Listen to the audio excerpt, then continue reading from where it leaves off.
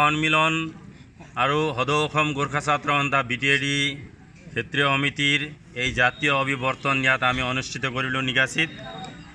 আমাৰ অসম চুক্তিৰ ৬ নং দফাত গোৰ্খাসকলক এনেকুৱা অপমান কৰা হ'ল, ইয়াত কোনো গোৰ্খাৰ নাম এই প্ৰতিবেদনত উল্লেখ নাই।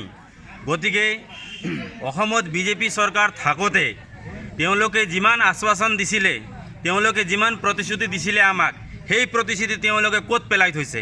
গতিকে মই বিজেপি চৰকাৰক ধিক্কাৰ দিছোঁ। অতি শীঘ্ৰে তেওঁলোকে গোৰ্খাসকলক অসম চুক্তিৰ ৬ নম্বৰ দফাত উচিত মৰ্যাদা তেওঁলোকে প্ৰদান কৰক, খিলঞ্জীয়া হিচাপে তেওঁলোকে মৰ্যাদা প্ৰদান কৰক।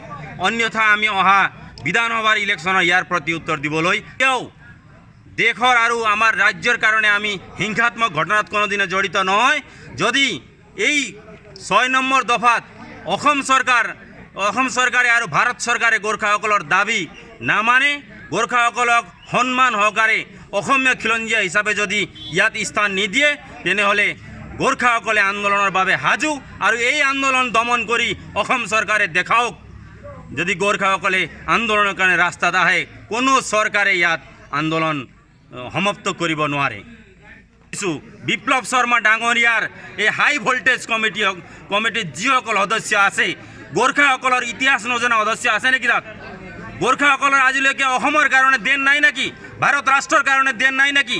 এইখিনি কথা তেওঁলোকে বিবেচনা নকৰাকৈ গোৰ্খাসকলক প্ৰত্যেক পদে পদে তেওঁলোকে 1951 চনৰ ডকুমেণ্টছ বিচাৰিছে।